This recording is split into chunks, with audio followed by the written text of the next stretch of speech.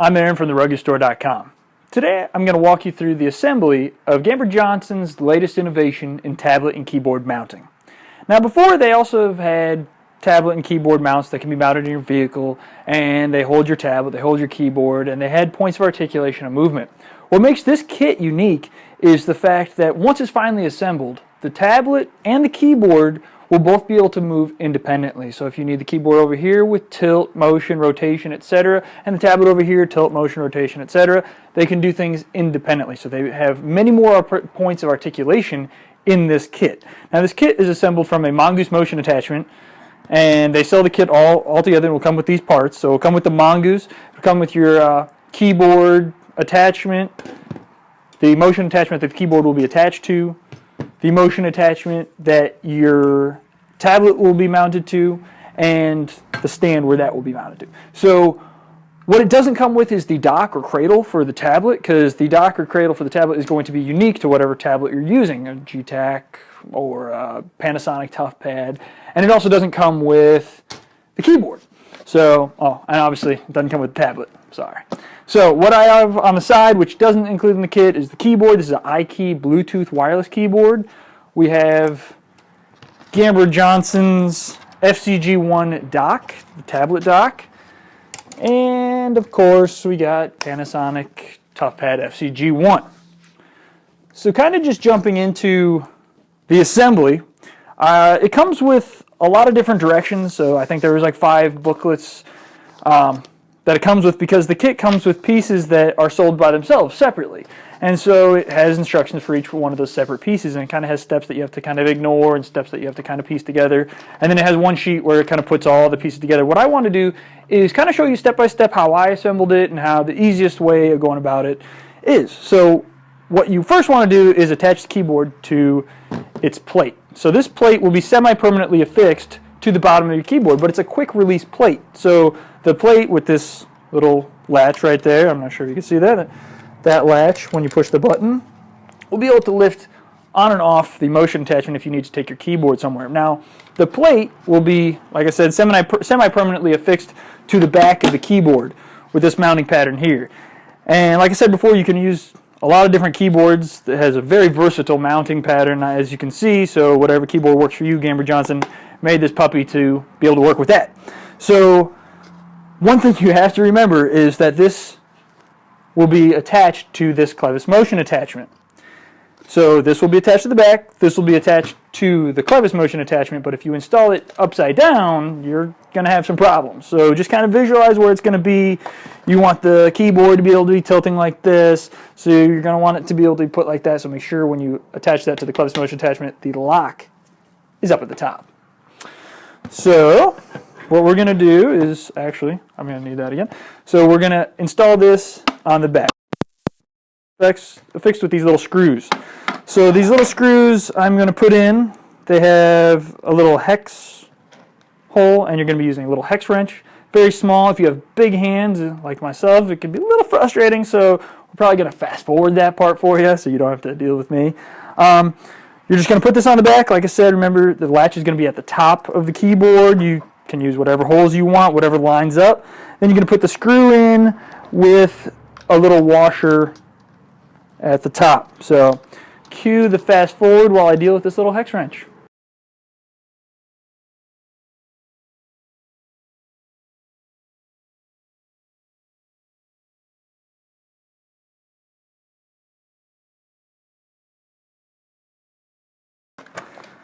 Okay, so if your fingers are a little sore from using that little hex wrench, have no fear. That was the only part of the job that requires that little thing.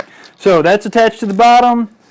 It's ready, and we can actually set that aside because that's its own little separate thing. So the next step would be attaching this plate to this Clevis motion attachment. And like I said before, make sure that locking mechanism is at the top. And it's really easy. As you can see, it has these little hex nut holes just for pretty much putting it on any motion attachment, etc. Has a very wide, versatile mounting pattern. So you just line up the holes that work for the motion attachment you have at hand.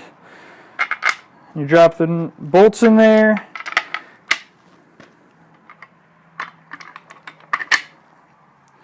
And this is actually one of those things that Kyle on his previous assembly had a lot of problems with it, and that big bulky thing that he's assembled. It's kind of nice that I get the one that is nice and small and compact. So can put this on its side, whatever works for your hands. Oh, I'm sorry. The way it's going to go on there, so you have the bolt, it's going to go through there.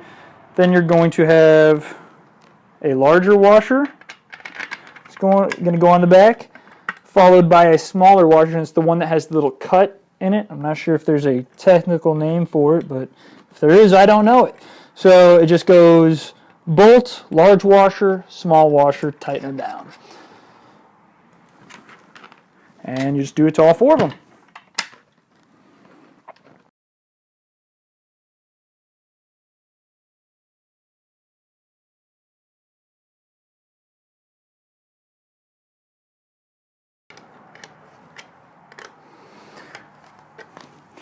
Alright, they should be able to go pretty far just with finger tightening, then just tighten them down. So that is the plate with the attachment, and it will go on once it's finally assembled. So that is done there. So we're going to set that aside. Next step, you're going to put the tablet display mount onto the tablet display stand. So I have this kind of already put together just so I remember the order that it goes in. So you have a few different discs. You have a metal disc, plastic disc, metal disc, plastic disc. Now, what this does, it helps cut down on friction, but it also gives a nice tight seal, or it cuts down on friction, but it allows rotation. That's what I'm trying to say, if I can get my foot out of my mouth. So what you want to do is put this, and you can put it on forward, backwards, etc. I'm just going to put it on the easy mounting hole on the back here. And so you're going to want to have the metal plastic on the top. So the plastic is going to get tightened down and kind of cushion the metal so there's no metal touching metal and scraping and giving you a nice little nails on a chalkboard feeling. And you kind of get doing the reverse on the other side. So on the bottom of the bolt, you're going to do the plastic and then the metal to cushion that metal from rasping against other metal.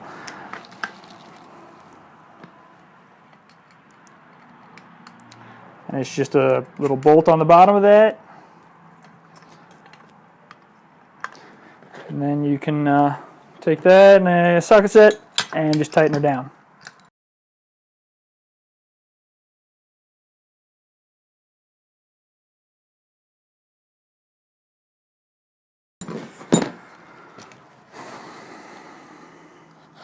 Okay, once you've tightened it down, you don't want to tighten it way too much because then it won't be able to move.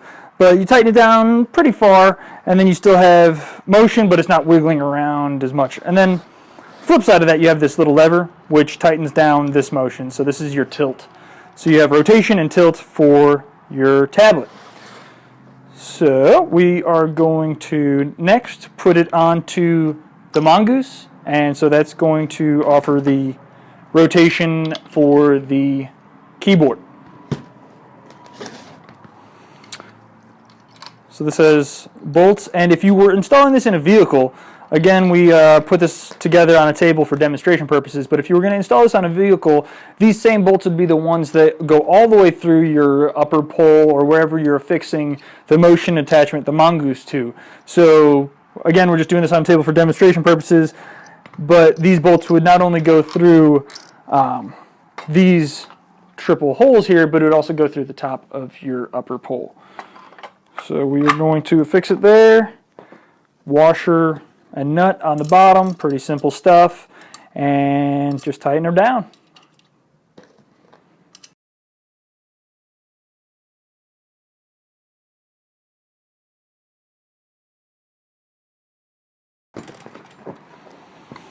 Okay, you can kind of see this kit kind of coming together. You have where your tablet will be mounted, and now we're going to affix where the keyboard will be mounted. So again, you have those, losing washer.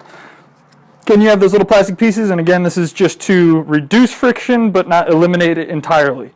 So you don't want metal on metal, you put plastic here, then your stand, plastic, metal plate, washer, and the nut. Whoop, if I I can hold on to it. And just tighten it down.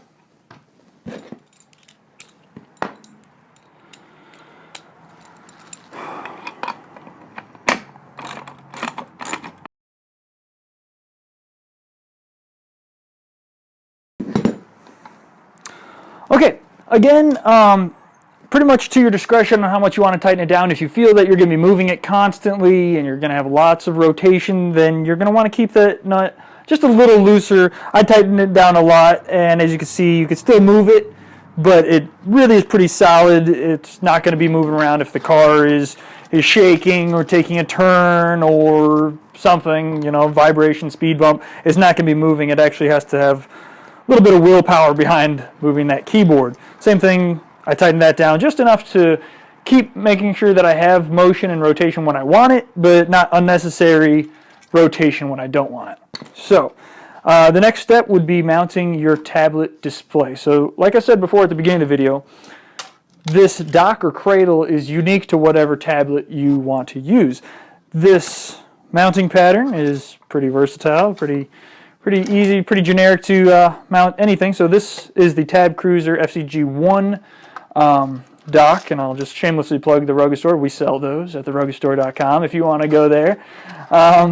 And so this is a port replicating dock for the FCG1. The FCG1 plugs into it and it replicates the dual pass-through. If your FCG1 has dual pass-through for antennas, and this would be unique for a dual pass-through FCG1. Some G1s don't come with it, and so you don't want to buy this one. You want to buy the one that works for your tablet.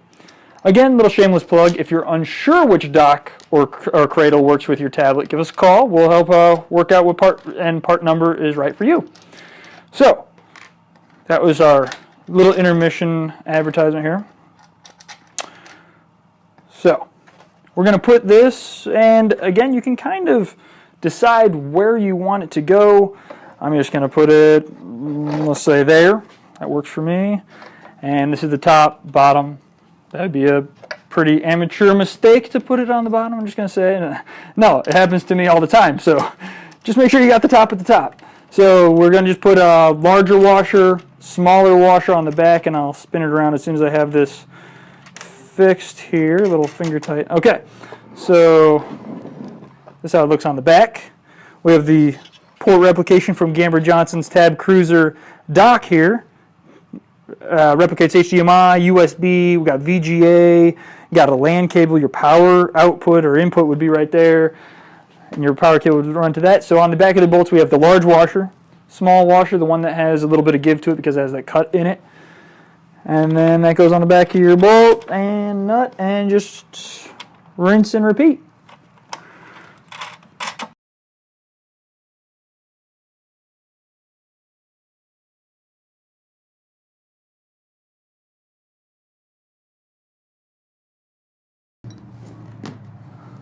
Alright, so just to repeat, this will not come with the kit, so I'm just putting it on there for demonstration purposes.